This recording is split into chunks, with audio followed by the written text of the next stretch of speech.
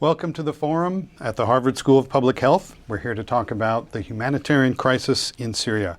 My name is Aaron Schachter. I'm the assignment editor at Public Radio International's The World. I'm today's moderator, and I spent 7 years in the Middle East. Went to Iraq, Afghanistan, Syria a number of times. Luckily, never during a humanitarian crisis like this. This event is a collaboration of the Forum and PRI's The World and WGBH Radio here in Boston. The Forum is a live webcasting series about health policy produced at the Harvard School of Public Health, which is celebrating its centennial year. Webcasting 100 years ago was a trouble, as you might imagine. This event is part of a larger Harvard series on Syria's humanitarian crisis, and you can find out more about the series on Twitter.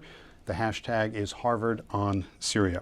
Today's panelists, starting from my immediate left, are Jennifer Leaning. She directs the FXB Center for Health and Human Rights. Jean Gilman is advisor to MIT's Security Studies Program. Michael Van Rooyen directs the Harvard Humanitarian Initiative. Recep Akdag is the former Minister of Health for Turkey. And joining us remotely is Paul Spiegel from the UN's High Commissioner for Refugees Office. He's joining us from Geneva, and unfortunately, as an embodiment of the UN, he's got to run off to do something important at about 1:15. Today's program is an hour long. We'll start by framing some of the humanitarian issues that face Syria and its neighbors, Turkey chief among them. And then we will explore practical ways of dealing with the situation. And we hope to have time at the end to take questions. We'll take some questions online and then hopefully here in the audience. So with that said, we thought we'd start with a video from the UNHCR, the High Commissioner for Refugees Office, with an overview of the issue.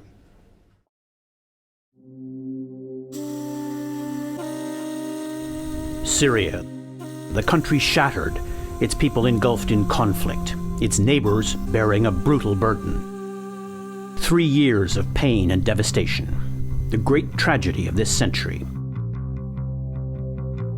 In Jordan, a rough city rises from the desert, sheltering over 100,000 Syrian refugees. In Lebanon, rural and urban refugees live where they can, clustered in tents or abandoned buildings. In Turkey, 21 camps in 10 provinces. In northern Iraq, these Syrians find refuge in a park. Egypt, where more and more Syrians seek safety or a route to Europe. More than 2 million refugees. Syria is hemorrhaging women, children, and men. And inside Syria, over 4 million displaced. More than half the human flood leaving Syria are children. 1 million children, 70% under the age of 12. Children like little Holler, only 3 days old when her family fled to Iraq. Or 4-year-old Sahad, her face scarred, but her life saved. Or Aya, whose hope is to go to school. Or Abdullah, who works to feed his family. The tide does not subside. Last month, over 40,000 refugees crossed a temporary pontoon bridge in northern Iraq in just 1 week. Borders are overflowing. Support is critical and critically needed for communities hosting so many refugees. Neighboring countries have shown great generosity, but the strain on economies, on infrastructures, is acute. Water, food, education, healthcare, housing. This crisis requires more than life-saving humanitarian aid. It urgently needs robust economic development to help host countries cope. Across the region, the sense of a future has been broken. Life now is reduced to survival and waiting for peace and a path home.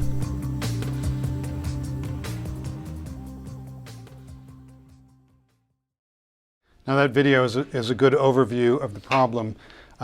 We at The World have had reporters go to many of these refugee camps. We've had people do reports from Armenia, from Greece, from Europe. But I think part of the problem is that this tends to just wash over people, doesn't it? You hear it on the news, and it's just sort of same story, different day. And part of what we hope to do in this panel today is kind of tease out some of the problems facing refugees in and from Syria, and then some of the solutions. We'll start with Jennifer Leaning. Thank you. This war, which has gone on now for 2.5 to 3 years, is one of the most vicious and brutal conventional wars that a government has waged against its people in many years. The international community has watched and wrung its hands, as you're all aware. What you're seeing in that video, and what a number of panelists are going to talk about, is the inevitable consequence, that is forced migration of people fleeing a very heavily militarized assault on their homes and their cities and their modes of livelihood. It is important for us to think about this war in some of its peculiar facets. It began with a really outrageous attack on children in homes that were putting up graffiti in the spirit of the Arab Spring, saying, "We want freedom, this government has to go." They were imprisoned, tortured, mutilated, some killed. That fed a homes uprising, and thousands were killed in that uprising. Recapitulating what Assad's father, Hafiz al-Assad, had done in homes over 30 years ago, massacring somewhere between 10 and 40,000 people. History is repeating itself in terms of Sunnis against Alawites, Sunni being the majority population, Alawite the minority and part of the regime elite.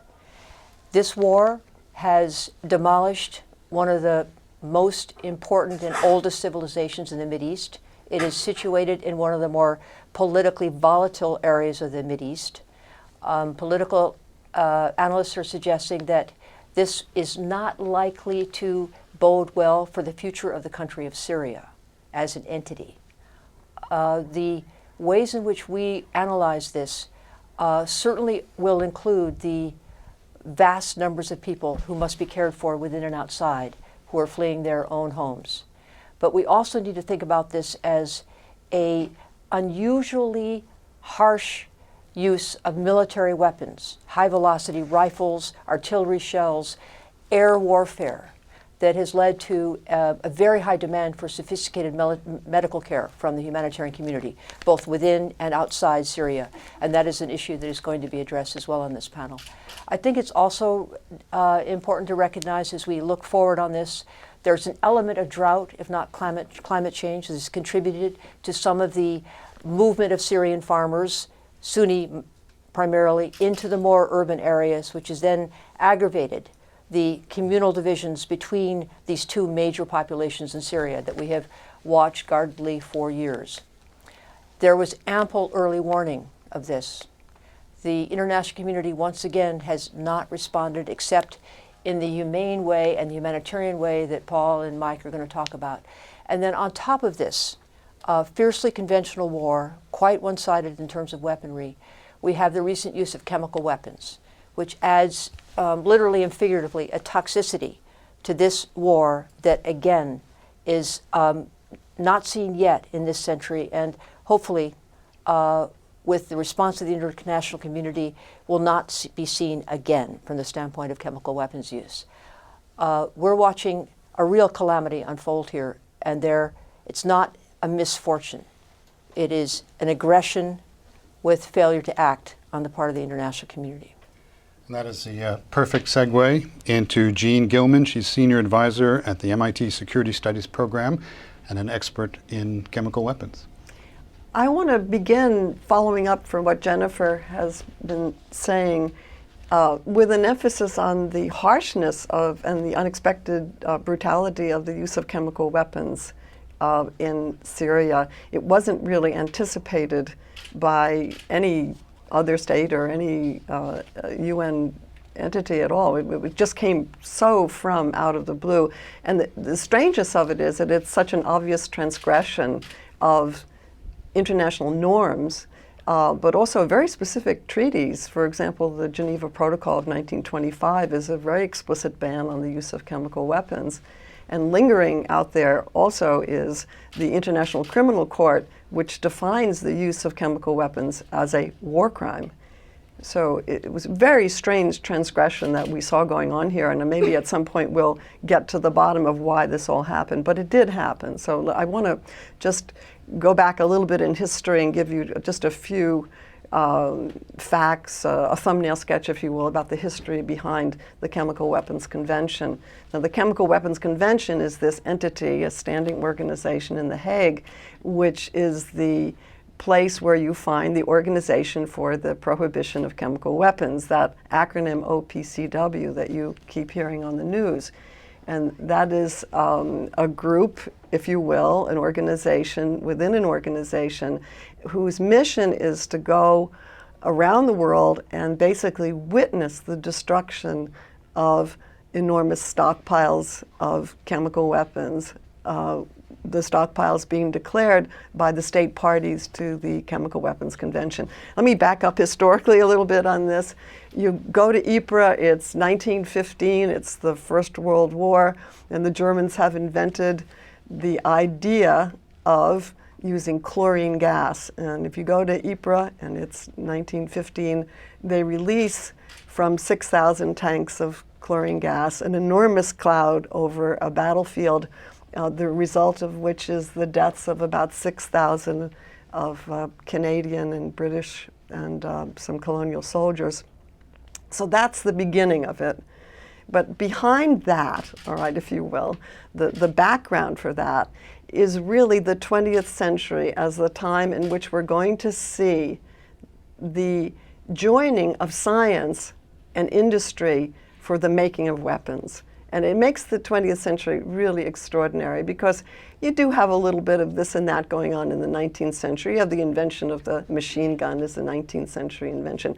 Go into the 20th century and you're going into big time science, industry, warfare, and as you move into the 1920s and the 1930s, you have the theory that justifies this enormous power that states have, and it's called total war theory. And with total war theory, you have one state making war against another state with the goal of obliterating the industrial might of that other state. Now, what does that mean? That means you attack cities, you burn down bridges, you go after economic structure, and in the middle of that mix, you kill civilians. So if you look back on the 20th century, you see this incredible increase in the deaths of civilians because, in fact, it's legitimate. It was all right to do because that's the way nation states make war on each other. After World War II, the major powers decide that that's not what they want to do because, by the way, it's economically a terrible idea. We had to, after bombing Germany and bombing Japan, we had to pay to restructure them. It was a big economic cost, right? So we don't do that anymore. But we had client states, if you'll notice, who actually do pick up the notion of total war, and they pick up our weapons. So what do we have by the end of World War II? We've got chemicals, we have chemical weapon arsenals, because although you have the 1925 Geneva Protocol, which forbids the use of chemical and also biological weapons, you don't have any ban on arsenals. You don't have any ban on the production, the development, the transport, getting ready to use those weapons as, let's say, in retaliation. So if you have the buildup of the arsenals, so it's chemical. By the end of World War II, we certainly have the United States absolutely in the forefront of biological weapons development. An amazing program, not as expensive as the atomic bomb program, but getting up there, very, very expensive and very well developed. And then, of course, you've got the atomic bomb. You've got the ultimate incinerator. So what happens after World War II is that smaller states begin to say, well, listen, they've got that stuff, we want that stuff. We want chemical, we want biological, and we want nuclear. And that's exactly what happened. So you have enormous proliferation of these weapons, all of them, by the way, aimed at civilians. Now, initially chemicals were for battlefield, but when you get to post-World War II, we find out that the Germans have invented nerve gas. Not just Cyclone B, by the way, for the camps, but also Tabun and sarin and a variety of others. So then we have something new in the arsenal. And it is the United States that pioneers this, but it proliferates all around. So I give you that as the background. We have it, just follow through with me. Client states, the United States doesn't really want to get involved with the Middle East, but let me see. Israel has chemical weapons, biological weapons, nuclear weapons. That's interesting. There's a parallel.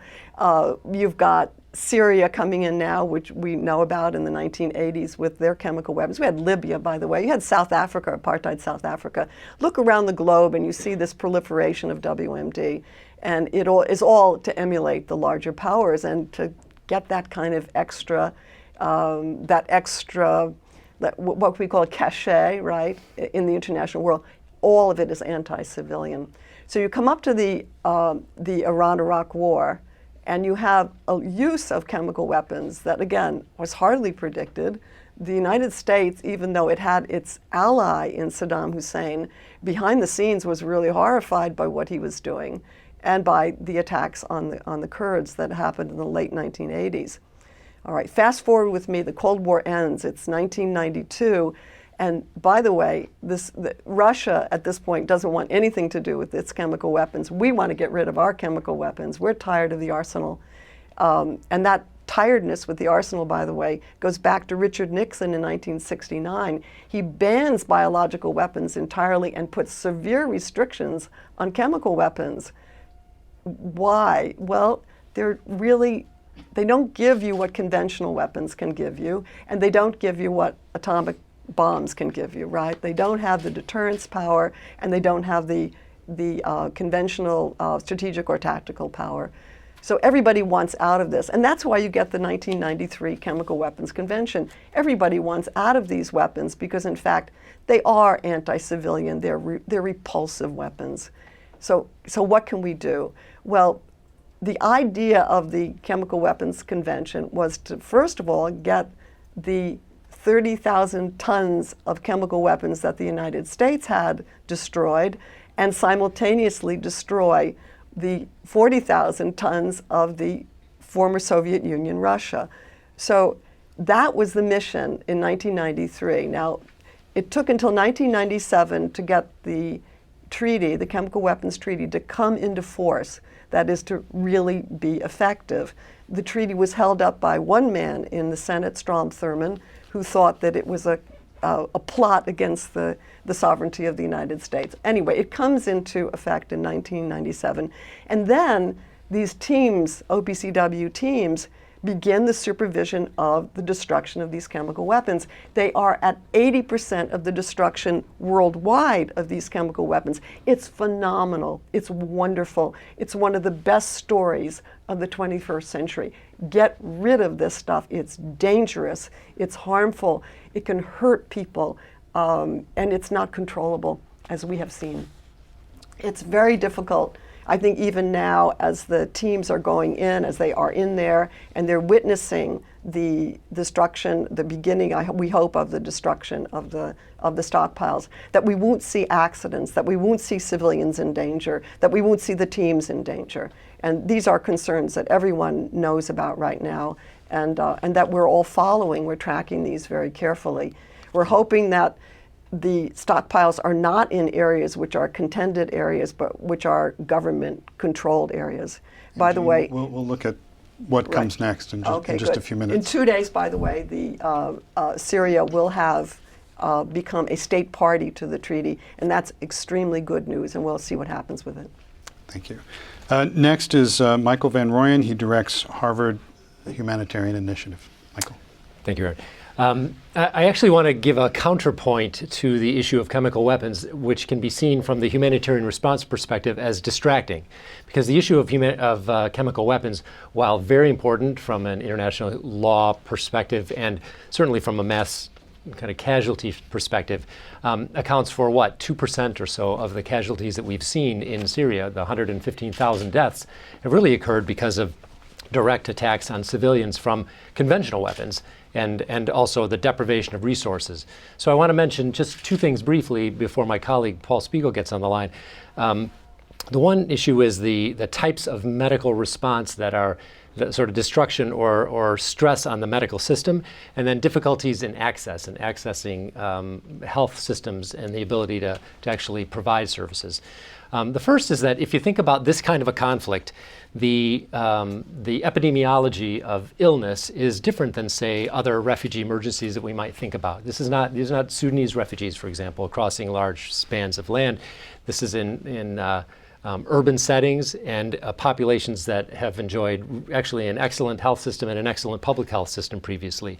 So the reason that people are dying are for traumatic reasons, for chronic health reasons. For example, their deprivation of their sort of chronic medications. They're hypertensive, they have cardiac disease. So it's a very different population than, say, our sort of concept of refugees.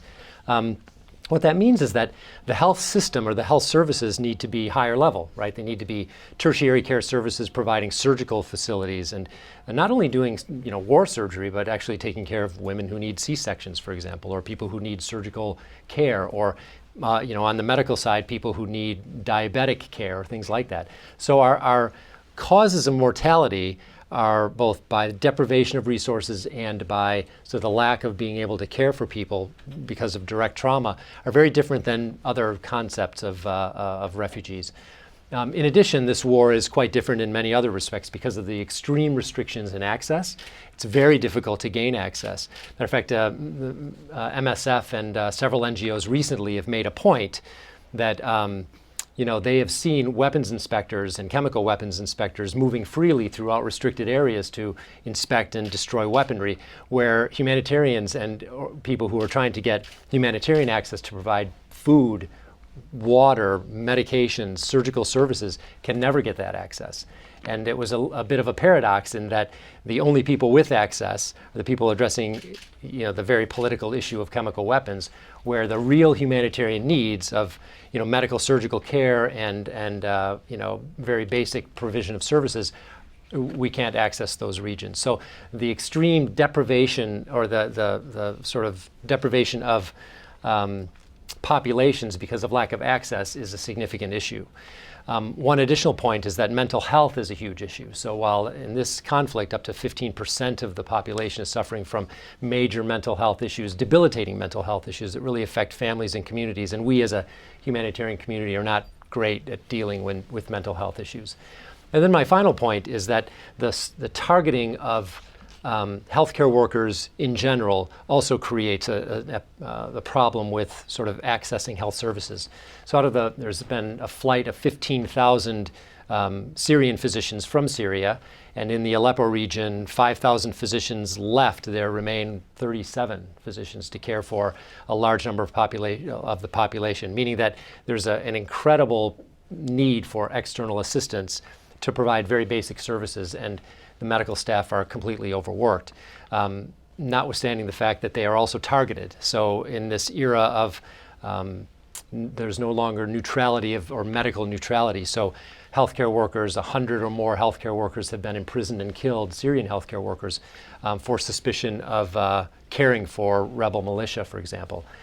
Just this week, I think there was an MSF surgeon killed, and there have been several hospitals that have been bombed. 37% of Syrian hospitals are non-functional because of attacks, and 20% are severely injured. So the lack of medical neutrality, compounded by the difficulties in providing high-end medical care, make this a unique and difficult crisis in which to address medical issues. Thank you, Michael. We're going to skip over Mr. Aktag for just a moment, and you'll see why. Next is Paul Spiegel. He's the Deputy Director of the Division of Program Support and Management at the UNHCR, and he joins us now from Geneva. Paul?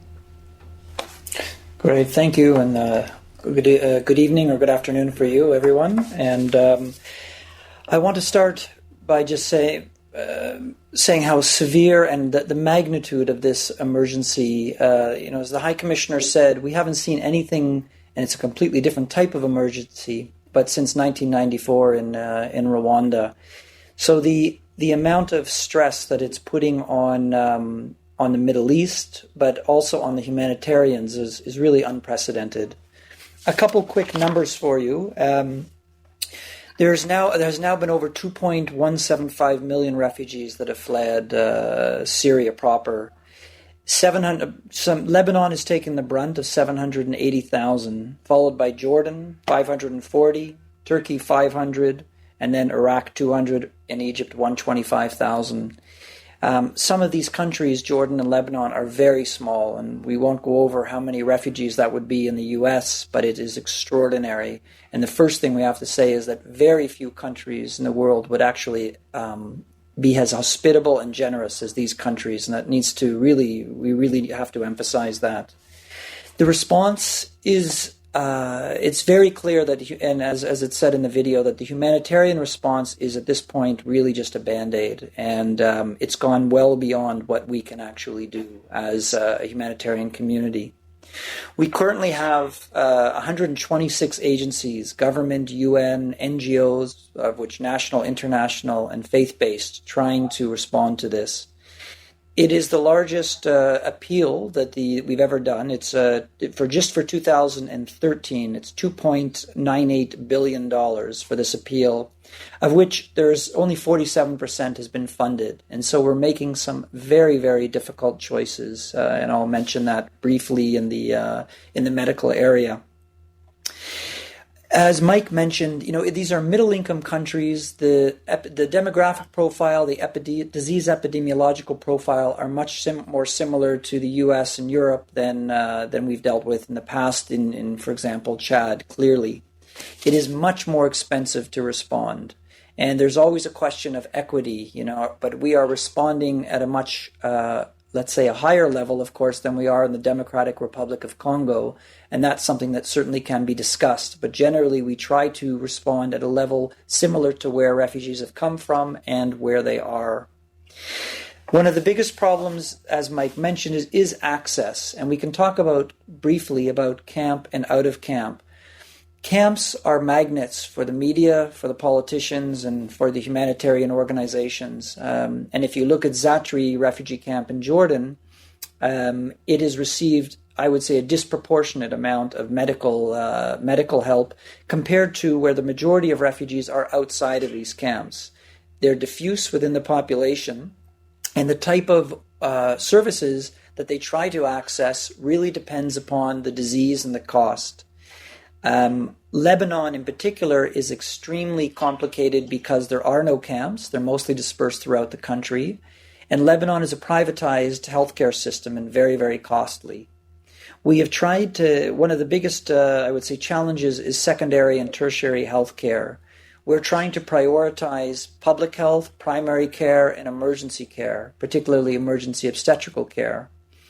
But the secondary and tertiary healthcare we're dealing with, it's very similar to the Iraqi refugees. We're dealing with very, very costly diseases, cancers, cardiac bypass, renal dialysis. And due to lack of funding, which is understandable, we really have to prioritize, and we have what we call exceptional care committees, local doctors and UNHCR doctors that have to make very, very difficult decisions according to prognosis and cost of these these illnesses. This has been very, very difficult to do, but it means that at times we have to deny care to certain individuals, and then we have to try to work with others. The last thing I'll mention is that, which is relatively new, is that there are many, many Islamic agencies now that are getting funds from the Gulf and Saudis and elsewhere, and coordination is a very, very big issue, and how we coordinate with these agencies has been challenging, to say the least. But there is a complementarity that can be had, particularly in healthcare, because they do a lot of one-off care. And so this is a big challenge that we need to look forward to working more with in the future. Thank you. Thank you, Paul. And very quickly, as Paul said, there are 500,000 refugees in Turkey. And we have a short video provided by the UNHCR with specific issues in Turkey. Nizip Camp, a sea of tents that stretches out into the horizon. Children play amongst the washing lines whilst their mothers look on. Located in the province of Gaziantep, this is one of the 17 camps built and maintained by the Turkish government. Over 8,000 refugees live here. Today, the camp has a special visitor, UNHCR High Commissioner Antonio Guterres.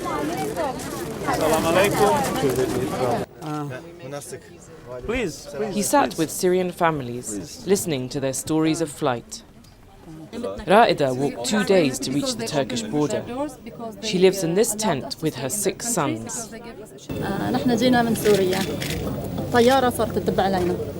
We were coming from Syria. We came from Syria. We came because of the bombing, because of the shelling. My husband died in the shelling. I lost my husband. It's a very big tragedy. إنه طبعاً هذه مأساة كبيرة جدا. Last week, we have registered more than 1 million people that fled the country. يعني للأسف اعتبار من الأسبوع الماضي إحنا علمنا إنه أكثر من مليون سوري ترك سوريا. But there are several million inside Syria that badly need assistance. بس لا يزال. The Turkish government says it has spent over 800 million funding these camps. They are home to over 185,000 refugees.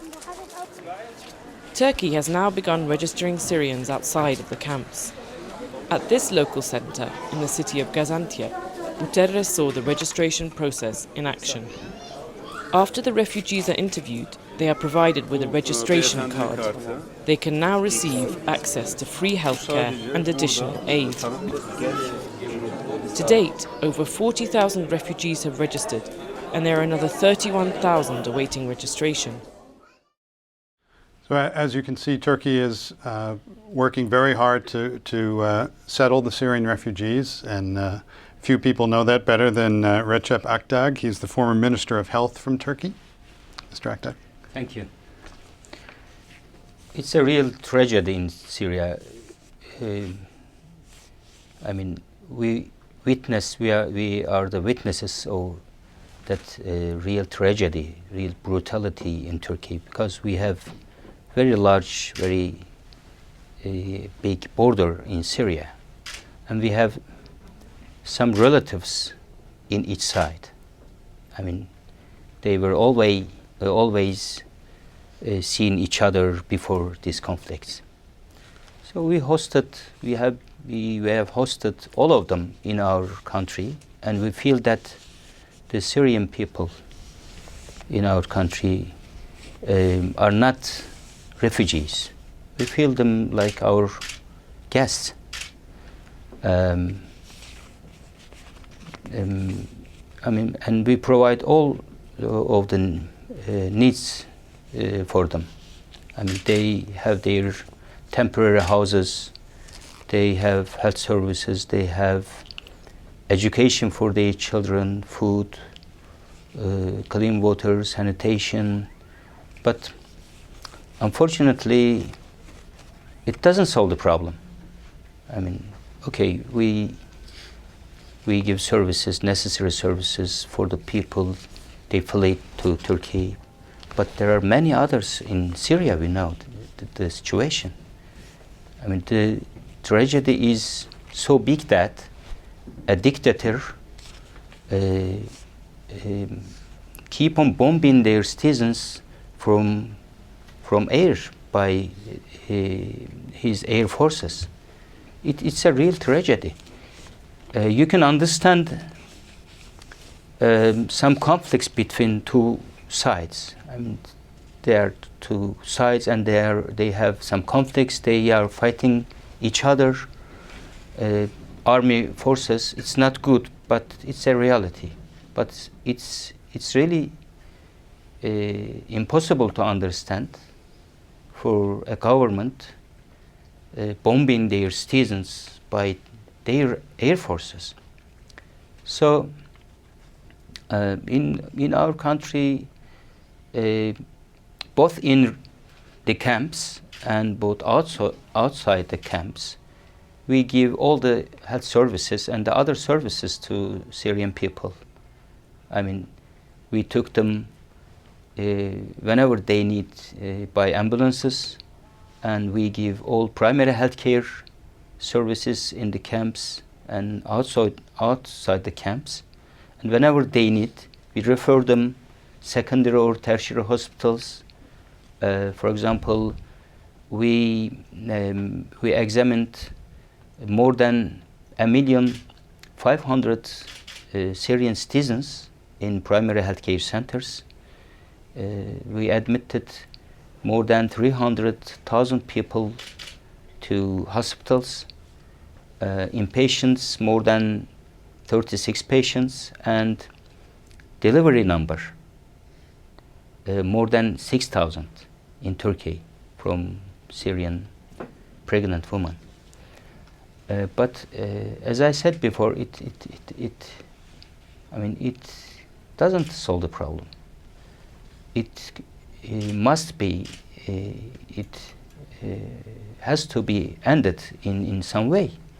All the things, and then we are talking now, we are discussing some aspects of the problem now, are palliative for the situation. I mean, the war, the bombing of the people by air forces has to be ended. And in my opinion, the international community, the United States, has that power. We, as public health people, always take care of the, of course, health issues. But how do you think that such a kind of dictator would permit you to go to Syria and then help the people? It's not possible, because they have been bombing their citizens. I mean, they don't care about the health of their people. So it's the real problem, has to be solved.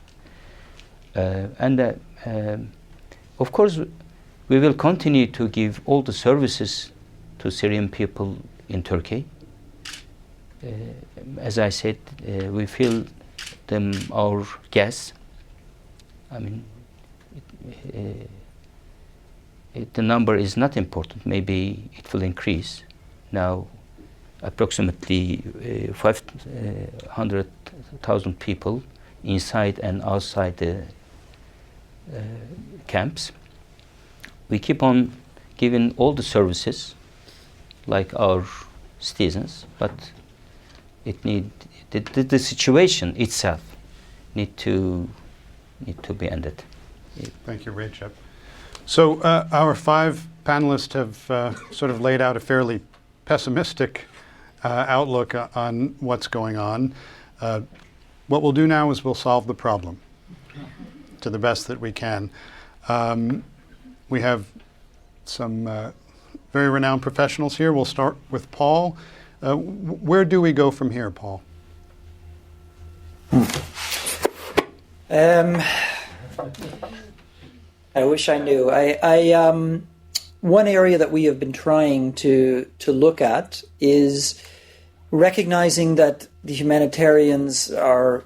This is well beyond a humanitarian problem, and also recognizing that, particularly in Jordan and Lebanon, the amount of refugees there are causing a tremendous strain on existing services, and so we are trying to work with development agencies. We're working with the World Bank, UNDP.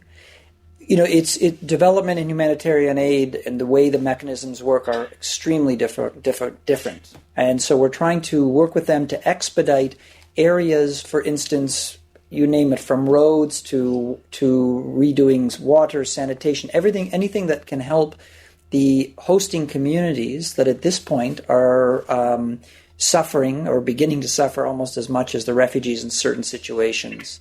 So that's one area we're doing a lot of joint missions together with the bank, particularly, and parts of the EU, to try to expedite funding, development funding that will have a larger effect on the systems. And Paul will have to leave us in just a moment, so I want to get another quick question to you. Do you think people understand, governments understand that this is such a huge humanitarian crisis? I'm not sure even I realized that it was bigger than Rwanda and Darfur and all these other places that we've heard about in the news. I think the governments do. The problem is the public. It's very hard it's because it's so large now. It's very hard, I think, to have the average citizen in the U.S., Canada, where I'm from, wherever, to really understand the extremity of the situation. The numbers are so big that they become almost meaningless, and I think that's one of the problems. When you just look at what happened recently you'll forgive me, I can't remember how many deaths, 100 or so deaths of crossing into Italy recently. People can relate to that much more easily than hundreds of thousands of refugees fleeing at this point. Okay, thank you, Paul. Paul Spiegel is I'm going to leave now. Paul Spiegel is the Deputy Director of the Division of Program Support and Management at the United Nations High Commissioner for Refugees, the UNHCR. So, what is next? What have we learned from the past 2+ years of warfare in Syria? As you said, things have changed. Healthcare workers are now targets. They're weapons of war. We talked about this before. Formerly, there used to be safe corridors, safe passage where humanitarian workers could go, where aid could flow. Those two things have disappeared. What do we do now? Well, can I just make one point to build on what Paul was saying, which is that the humanitarian agencies, whether they're NGOs or they're UN agencies, like UNICEF or UNHCR, were set up in the apparatus after World War II and in the 50s to deal with emergencies. Increasingly, with these long-lived wars, many of them not with the high arsenal weight that Syria is subjecting its citizens to, the duration of the war and the duration of the refugee crisis has meant that, not speaking about Syria, we have upwards of 40 to 45 million people around the world that are in long-lived, internally displaced, and refugee settings. And those that have stayed for a longer period of time, that is upwards of 7 years, in refugee status now, this is not IDPs, their prospects of going home ever again are diminishing. Now there is, of those who stayed over 7 years, they are now facing a 20-year mean stay in refugee camps. So with the fertility levels that are bearing on these populations, that's 1.5 generations. This is a custodial role. And we're not talking about Palestine. This is not talking about the refugees in Palestine. This is a custodial role for the humanitarian community that they've never been set up to do. So what Paul is talking about is imaginative. None of the machinery meshes development and humanitarian.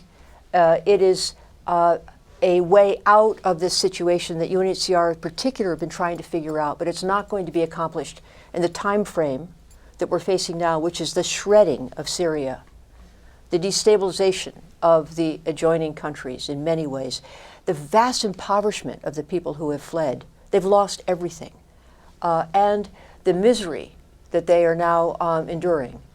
This is, speaking of next steps, there are many next steps on the positive side, but on the international humanitarian law side, the legal side, what al-Assad has committed is a massive crime against humanity, and it needs to be something that is, of course, going to be brought up before the International Criminal Court, even before the use of chemical weapons. But what is extraordinarily difficult for those of us who have been watching this unfold, and I'm speaking now, I know, for everyone on this panel and for Paul, what's extraordinarily difficult is that the international community, starting at the level of the Security Council, has been unable to intervene to stop this massive catastrophe from occurring quite suddenly in 2.5 to 3 years. And unless we get that machinery in better shape, there are going to be other and similar major blots on the early 21st century with tremendous amount of humanitarian suffering. Michael, I wonder if when governments, when politicians are taking into account how they will deal with a certain situation, do they even think about humanitarian aid? Because certainly, you know, as Jennifer says, if you stopped the problem 2 years ago, the humanitarian problem is much diminished 2 years on? Well, I think governments know very well the power of humanitarian aid as a way to say you're doing something, right? So this, the answer in Syria and in the region is not a humanitarian answer. It's a political, maybe military answer, but it is not humanitarian assistance. Humanitarian assistance is simply to provide emergency life-saving support for a population under extreme stress. It is not going to change the problem. I think the things that we need to consider, sort of progress for the humanitarian community, in other words, things that'll help this situation anyway, at least from the humanitarian side, is to do things like, and I think Paul's suggestion was probably the best one, and that is to keep this from being a regional destabilizer by helping shore up the services of Jordan and Lebanon and in Turkey, for example, and even Iraq, to manage these large flow of refugee populations and also to secure them and to make it not so much a strain, because otherwise what is a regional issue will become a greater regional destabilizer. I think another thing that can be done is to create corridors of humanitarian access. The humanitarian aid community has actually evolved greatly over the last 2 or 3 decades. I mean, it's become far more professional. It's become more able to manage humanitarian crises and to coordinate with each other to do so. The problem is this is huge. And so it's the scale and it's the complexity and it's the lack of access to this crisis that make it really unique. So it is not that the aid community is broken, really. It's actually that the crisis itself is so huge, so overwhelming, so complex, and so difficult to access that aid can't do what it's supposed to do. So I would say that the answers to at least to assist or to see some progress forward would be to assist our neighboring countries in shoring up their kind of developmental capacity so that they can do well, create and argue for corridors of humanitarian access insofar as we're able to do so, coordinate better among ourselves, and mobilize funding that is, as Paul mentioned, difficult to come by. Jean or Rachel, do you have anything to add briefly, and then we'll move on to questions? Yeah, in my opinion, if the United States, the international community, were as serious, were serious about ending the war, as serious as giving some humanitarian aids or something, or stopping the chemical weapons, it would be successful. The international power, the United Nations power, is enough to do that. But we don't focus on that point. We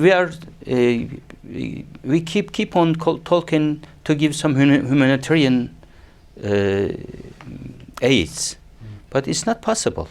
Okay, you can do something in the other refugee camps. Other than the Turkey, the situation is very good in Turkey, but you couldn't do anything in Syria without stopping the war, without stopping the bombing of the people. Yes, if I could just add to that, Yeah. The strength of the United Nations, the strength of the Security Council, the political will among all parties is absolutely essential for stabilizing the Middle East. There are a lot of disparate efforts going on. There are a lot of behind-the-scenes efforts going on. But it's very, very important that there be, again, this political will and that the United Nations strength be admitted and be used because it can do amazing things. It was a year ago, August, by the way, that they sent in Admiral Mood to actually work in Syria, and that plan was not supported by the Security Council. Had it been, I think there could have been some progress, and that plan was actually killed by the Security Council, not being unanimous. So the chemical weapons issue, by the way, is one in which I feel very optimistic because it does admit the power of international convention. It is being supported, of course, by the United Nations, and it could perhaps lead to peace. It could lead to some negotiations for peace that would be stronger than before Syria actually became party to the Chemical Weapons Convention.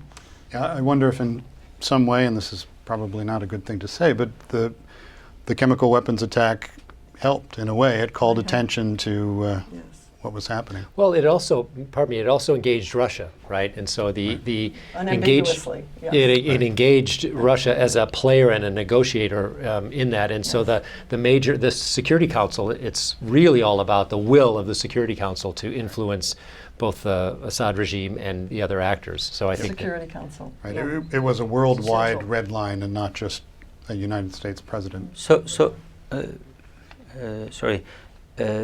there is an agreement that if you get rid of your chemical weapons, you can keep on killing. That's the reality now. There are a lot of moral forces against that. There's a lot of normative Yes, but work. if you look at the outcome, that's the but reality. wait, look at the long view here. There are other mechanisms here. There are other plans being made, if you will. You do have the Geneva Conventions. You do have, the Geneva Protocol. You do have the International Criminal Court. These are not insignificant. There are pressures here, and I think that those pressures actually will come to good. We have I'm before you optimistic. the glass is half full and half empty right here. We'll take questions. Hopefully we can get in a few. We'll start with online. Lisa? Yep, I think we have time just for a couple questions, and we have an active chat going on online, so I just wanted to mention that. Yes, on our online chat. Here's one question. I'd like to know more about the conditions of refugees who are not in the camps. We touched on this a little bit. How do they get housing, food, and services outside of the camp structure? The first video showed families living outdoors in a park in Iraq who clearly were in need of everything.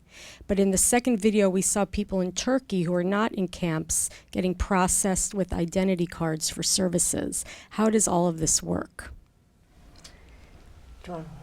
It's complicated. Maybe Michael and I could share that.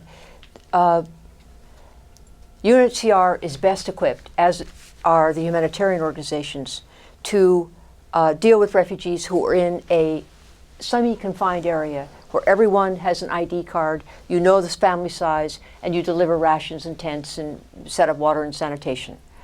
The volume of these refugees and the precipitous arrival has meant that the refugee camps have not been set up as thousands come, and so they drift. This is small countries. They drift into the villages and the rural areas. It is a bedeviling bureaucratic problem to find them, to register them, to call on the aid that has been, the meager aid that has arrived, and to distribute it fairly to the people who are essentially self-settled. And it is part of the enormous international headache that is now facing the international community. They are probably in worse shape. We know less about them. The children are still numerous. And it's this combination of the overflow in the camps and the self-settled refugees that are contributing to ongoing distress, including the major issues for child protection. Because in the camps, there are people overseeing this. But the problem is now that the families are so desperate. They're essentially selling their kids. There is very, very rapid increase in early marriage, all kinds of ways. Human trafficking is a very big problem. And this is in partly because there are so many, so fast, and many are outside the refugee camps.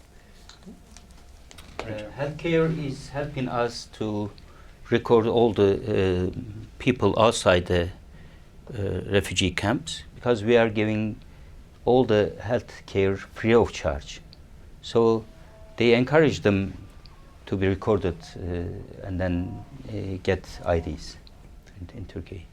And just in my time in the field, and as I've worked in several of these settings, I've never seen a country respond in such an organized and appropriate manner as Turkey has in organizing the refugee flow and services. You could see it in the video, right? The camps that, in many respects, the Turkish government kept the humanitarian community out initially and managed all of this in a really an incredible way.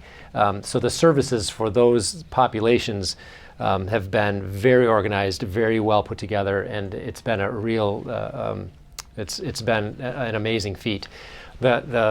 opposite of that, actually, is the internally displaced populations within Syria, many of them in urban settings. As Jennifer mentioned, it's an extreme, not only is it difficult to provide services to people in urban settings, but the extreme restrictions in humanitarian access means that there's millions of people without any access to external resources.